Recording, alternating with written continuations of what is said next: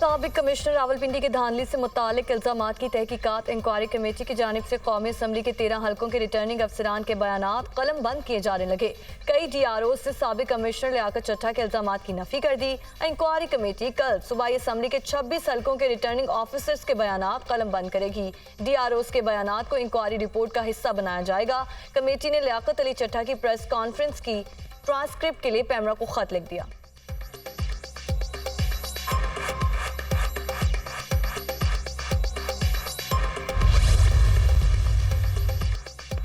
Bloch तलबा बाजियाबी case में निगरान वज़ीर आज़म पेश ना हुए। इस्लामाबाद हाई कोर्ट ने निगरान वज़ीर आज़म को दोबारा तलब कर लिया। निगरान वज़ीर आज़म के पेश ना होने पर अदालत बरहम, यहाँ कोई कानून से बालातर नहीं। निगरान वज़ीर आज़म को इसलिए बुलाया था क्योंकि वो जवाबदेह हैं। जस्टिस मोहसिन अख्तर कयानी के रिमार्क्स, लापता 12 तलबा अभी बासियाब नहीं हुए।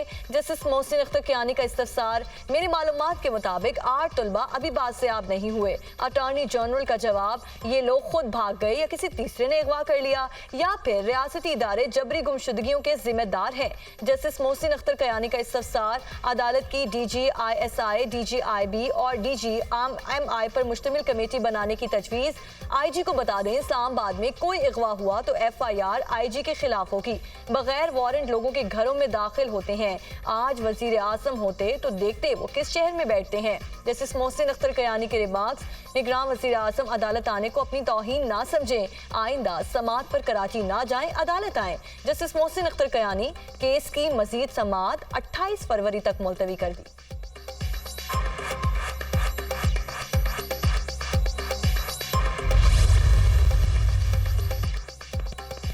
इंतखाबात कलअदम करार देने की दरख्वास्त, सुप्रीम कोर्ट का गैर हाजिर दरख्वास्त गुजार को आइंदा समात पर पेश करने का हुक्म। चीफ जस्टिस का दरख्वास्त गुजार के पेश ना होने पर इजहार बरहमी। दरख्वास्त गुजार मोहम्मद अली की जानिब से दरख्वास्त वापस लेने की सदा, ऐसे नहीं चलेगा, हम केस सुनेंगे। सुप्रीम कोर्ट के साथ मजाक नहीं हो सकता।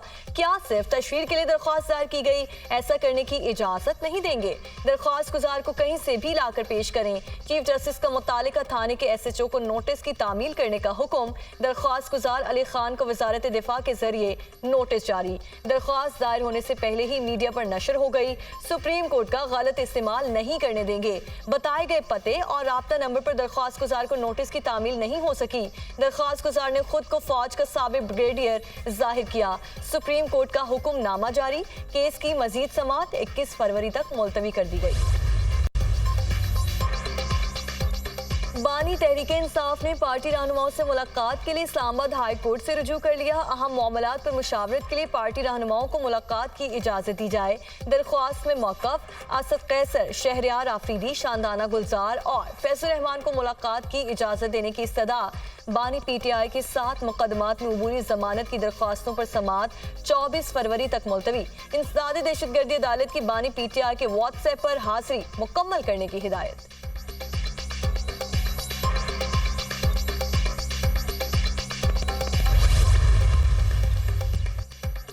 कहीं बारिश कहीं बर्फबारी, नज़ारे हसीन हो गए। इस्लामाबाद और मुजफ्फराबाद समेत मुल्क के मुख्तलिफ इलाकों में बारिश। पाक अफगान सरहदी इलाकों में बारिश और यालाबारी।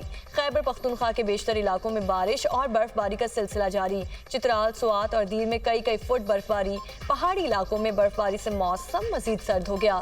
बालाकोट, चित्राल, लवारी टॉप पर 1 फुट तक बर्फबारी हो चुकी। महकमा मौसमियात, गलियात, कश्मीर और मुजफ्फराबाद के मुख्तलिफ इलाकों में बर्फबारी का सिलसिला जारी। वादी लीपा, बालाई नीलम समेत कई इलाकों की शाहराहें बंद हो गईं।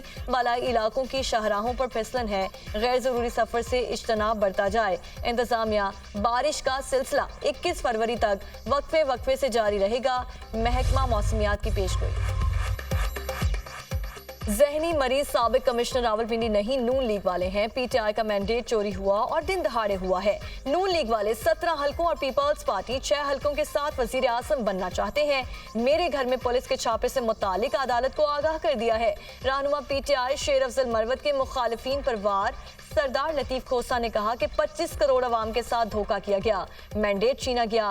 क्या ये समझते हैं कि अवाम गूंगे बहरे हैं? बानी PTI की सजाएं भी अवाम ने मुस्तरद कर दी। जिले सुबहानी को लंदन से ताज पोशी के लिए बुलाया गया, अवाम ने मुस्तरद कर दिया।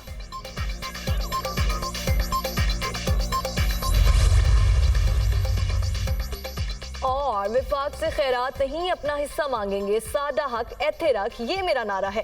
सूबे में मौशी बहरान खत्म करने के लिए इकदाम करेंगे। पार्टी शमूलियत के लिए लीगल टीम बनी है, वो मामलात देख रही है। हतमी फैसला बानी PTI करेंगे।